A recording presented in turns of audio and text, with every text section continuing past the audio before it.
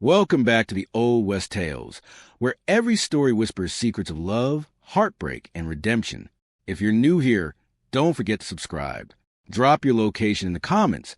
I'm curious which part of the world my viewers are from. Sit back and let me take you on a journey that might just melt your heart tonight. Look at the lucky bride. The women whispered as Savannah walked past the dusty general store. She's riding straight to Blackstone Manor to be eaten by the wolf himself. Hope you got yourself a short life ahead of you, Savannah Carter. My name is Savannah Carter, and there was one name that made every soul tremble across the Texas frontier. That name was Duke Colton Blackwood. Folks said he was a monster. They said he was cruel, cold-hearted, and dangerous. Mothers would pull their daughters indoors the second his riders appeared on the road. Nobody wanted their child anywhere near the ruthless Duke of Blackstone Ridge. I grew up hearing those stories every single day, but I never once imagined that fate would bring me face to face with him. I was just a simple ranch girl from a small Texas town called Dry Creek. I loved dancing during harvest festivals and helping my pa on our little cattle farm. Life was hard, but it was peaceful. But the day I turned 20 years old, everything changed forever. Before I continue my story, please subscribe to this channel and like this video. It encourages me to keep bringing you more stories like this. Thank you kindly. I woke up smiling on the morning of my 20th birthday. The sunlight was spilling through the old wooden window of our farmhouse, and for a moment, life felt normal. But when I stepped outside, I saw my father sitting on the porch with his head lowered into his rough, weather hands. He was crying. "Savannah," he said softly, his voice trembling like dry leaves in the wind. I got terrible news. My stomach tightened instantly. "Years ago," he continued, "when your ma got sick, I borrowed a large sum of money from Governor Blackwood to pay for her treatment. I thought I'd earn enough to repay him, but after your mother passed, the ranch started failing. I ain't been able to pay back a single dollar." I knelt beside him and wrapped my arms around his shoulders. "We'll find a way, Pa," I whispered. "We always do." But he slowly shook his head. "The governor doesn't want money no more," he said quietly. "He wants a bride for his son, Duke Colton Blackwood." I felt like the earth beneath me had cracked wide open. "The debt disappears if you marry him." The words hit me harder than any storm. Every terrible story I'd ever heard about the Duke came flooding into my mind all at once. They said he was merciless. They said women feared him. They said his manner was colder than a graveyard. And now I was being sent there. I looked at my father's tired face, the deep lines carved by years of hardship and sorrow, and I knew there was only one answer I could give. If I refused, he'd be thrown into Blackstone prison. So I nodded. "I'll do it, Pa." The news spread through Dry Creek faster than wildfire. By sunrise the next morning, every person in town knew I was going to marry the ruthless Duke of Blackstone Ridge. When I walked to the general store later that day, people stopped talking just to stare at me. Then a sharp laugh cut through the air. "Well, look who it is," said Clara Bennett, a girl who used to call herself my friend. The lucky bride herself. The women beside her burst into cruel laughter. "She's headed straight into the wolf's den. I give her 2 weeks before she runs screaming back home. If the Duke doesn't bury her first." Clara folded her arms and smirked. "Hope you got yourself a short life, Savannah." Nearby townsfolk whispered among themselves. Her father practically sold her. He must not love her much. Poor girl's as good as dead already. Every word struck my chest like a bullet. I wanted to scream at them. I wanted to tell them I was doing this to save my father. But the lump in my throat wouldn't let me speak. So I lowered my head and walked home in silence. That night, I cried alone in my bedroom while packing my small suitcase. I folded my dresses carefully even though my hands wouldn't stop shaking. Every item I packed felt like a goodbye to the only life I had ever known. I was leaving behind my home, my memories, and everything familiar to ride toward a place filled with fear and shadows. The next afternoon, Duke Colton Blackwood arrived at the edge of town with a long convoy of black carriages and mounted guards. The entire town gathered outside to watch. I wore a plain cream color dress. My father held my trembling hand as we walked toward the convoy. People whispered as we passed. Some still laughed quietly. Others stared at me with pity in their eyes. Then the door of the largest carriage opened. A tall man stepped out slowly. He wore black Western clothes stitched with silver patterns, polished boots, and a heavy Blackwood family crest around his neck. His face was sharp and stern, and his piercing gray eyes seemed colder than winter itself. This was Duke Colton Blackwood. The entire crowd went silent the second he appeared. Even the wind seemed to stop blowing. He didn't acknowledge the townsfolk. He didn't greet my father. He only looked at me. I was shaking so badly I thought my knees would give out beneath me. Then he extended his hand toward me. His hand was large and rough, like a man who knew both hard work and violence. I swallowed hard and slowly placed my hand into his. To my surprise, his touch was warm, not cold, not cruel, warm, without saying a word. He helped me into the carriage and sat across from me as the convoy began rolling away from Dry Creek. I stared out the window while the town slowly disappeared behind clouds of dust. I had never felt so alone in my life. Hours later, we arrived at Blackstone Manor. The estate was enormous, sitting high on a ridge overlooking endless Texas land. Massive iron gates surrounded the property, and lanterns glowed along the stone pathways. It was beautiful, but to me it felt like a tomb. Colton led me inside the mansion and up a grand staircase before stopping outside a large bedroom. He opened the door. Inside was the most beautiful room I had ever seen. The bed was soft and enormous. The windows draped with velvet curtains, and a fireplace crackled warmly against the far wall. "This will be your room," he said. His voice was deep and steady, like distant thunder rolling across the plains. I stood frozen near the doorway, too frightened to move. Every time he shifted slightly, I flinched. I kept waiting for the monster everyone described. The cruel Duke, the ruthless beast. Colton noticed my fear immediately. "Why are you so afraid of me, Savannah?" he asked quietly. I hesitated before whispering. "Everyone says you're ruthless. They say you're a monster." For just a moment, something painful crossed his face. Sadness.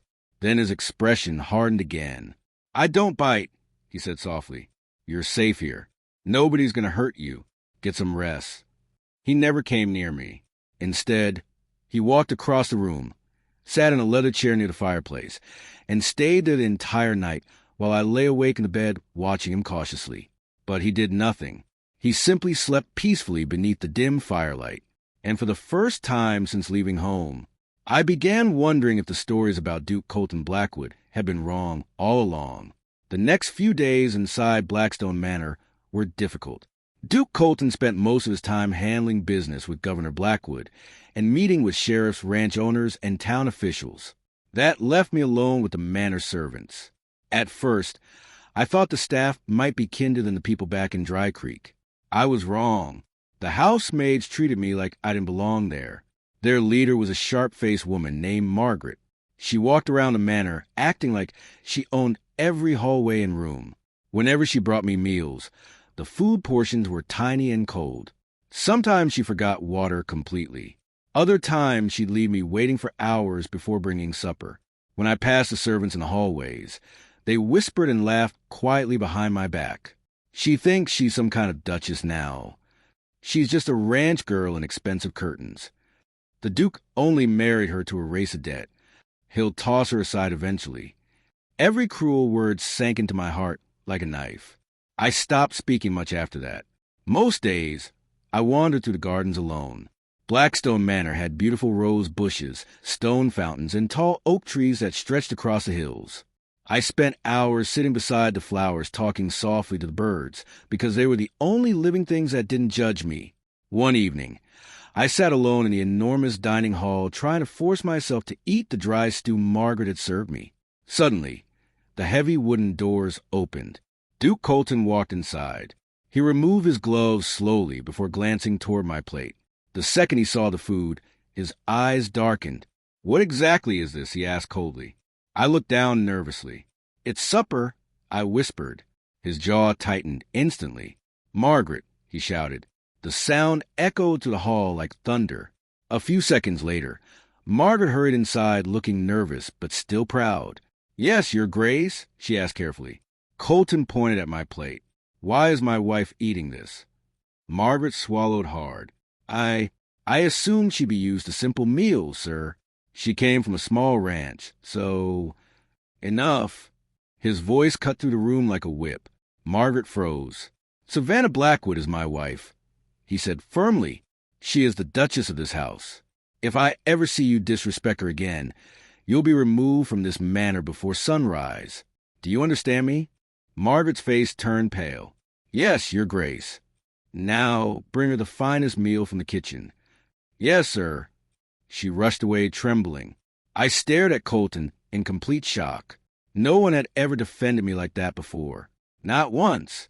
Colton pulled out the chair beside me and sat down quietly. A few minutes later, servants returned carrying warm bread, roasted meat, fresh vegetables, and sweet tea. Colton stayed beside me the entire time while I ate. For the first time since arriving at Blackstone Manor, I felt something warm bloom inside my chest. Safety. After that night, the servants became much more careful around me. They were still distant, but fear of the Duke kept their cruelty hidden. And slowly, day by day, I started realizing something strange. Duke Colton Blackwood wasn't the terrifying monster the world believed him to be. One quiet night, we sat together on the manor balcony overlooking the moonlit hills of Texas. The wind moved gently through the trees while lanterns flickered along the railings. I glanced toward him carefully. Can I ask you something? I said softly. You can ask me anything. Why does everyone think you're cruel? For a long moment, he stayed silent. Then he leaned back in his chair and let out a tired sigh. When I was young, he began quietly, my mother died during a terrible winter. After that, powerful men started trying to take my father's land, money, and title. His eyes stayed fixed on the dark horizon. I learned real fast that kindness makes dangerous people think you're weak. So I became cold, harsh, feared. His fingers tightened around the glass in his hand. I built a mask strong enough to scare everyone away. He turned toward me slowly. But after a while, the mask stopped being a mask. Folks stopped seeing me as a man. His voice lowered. They only saw a monster. Something inside my chest ached hearing those words. Then he reached for my hand carefully. The old me would have flinched.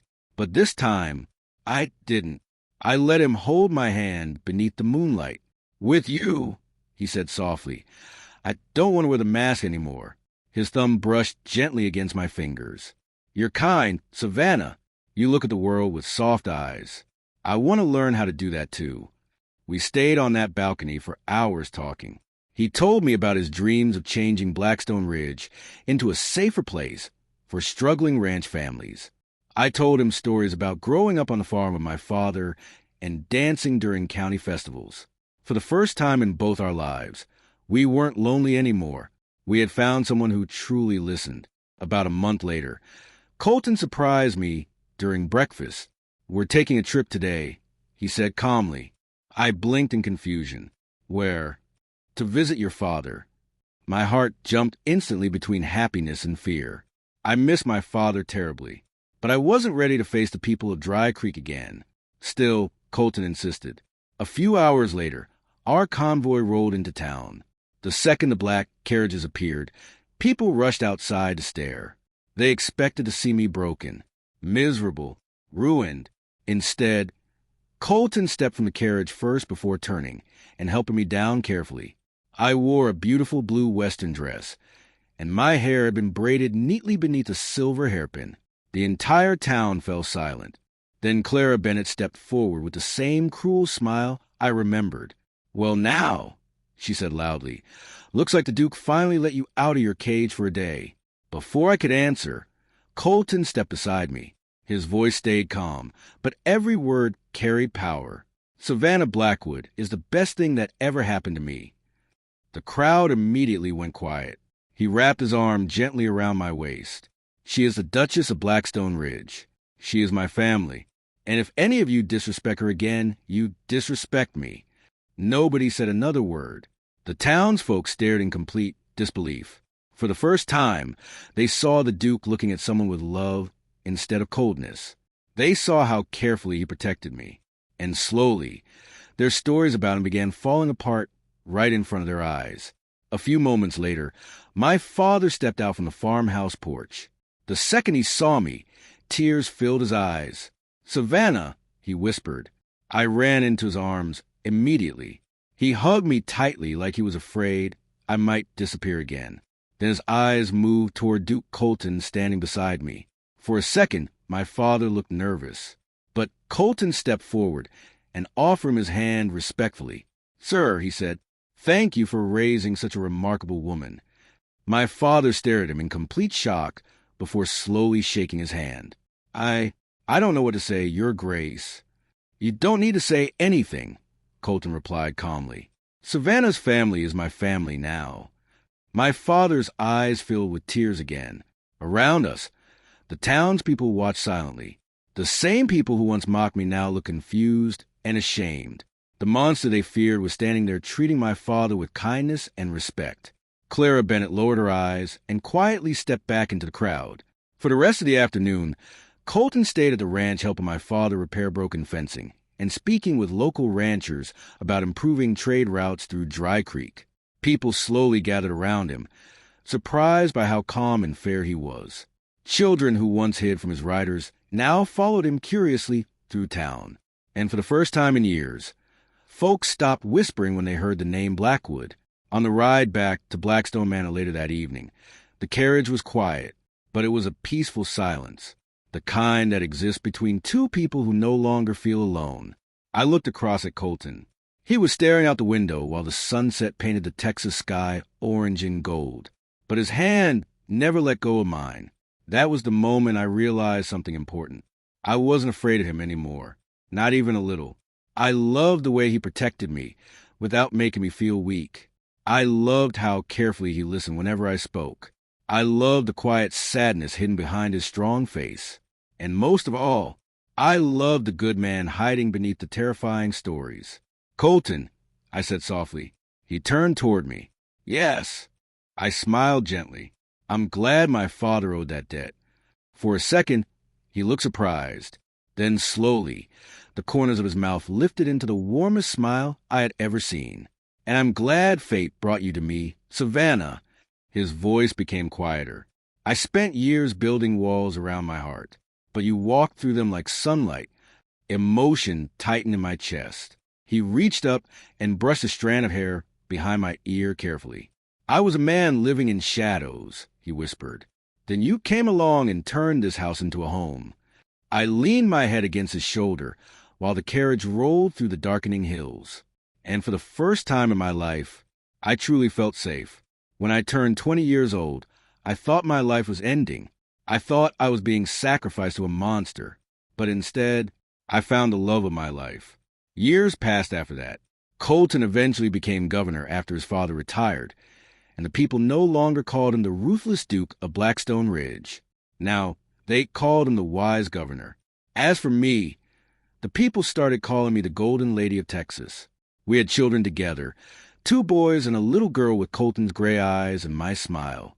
Their laughter filled the same gardens where I once wandered alone in sadness. And together, Colton and I changed Blackstone Ridge forever. We created laws protecting struggling families from losing their children over debts. We built schools, hospitals, and shelters across the territory. No father would ever again be forced to trade his daughter to survive. Sometimes, late at night, I think about the frightened ranch girl I used to be, the girl who cried herself to sleep believing she was riding toward doom. I wish I could go back and whisper in her ear, "Don't be afraid. The man you fear most will become the man who loves you most." Funny thing about love, it can turn an empty mansion into a warm home. It can turn pain into purpose. It can turn fear into peace. And sometimes it can turn the most feared man in Texas into the gentlest husband a woman could ever ask for. This is my story. And I reckon I'm the luckiest woman in the whole Wild West. I love all of you, my wonderful audience of Wild West Tales. Tell me how this story made you feel. Leave a comment below. Type 1 if you love this story. And do not forget to subscribe to the channel for more epic tales from the wild.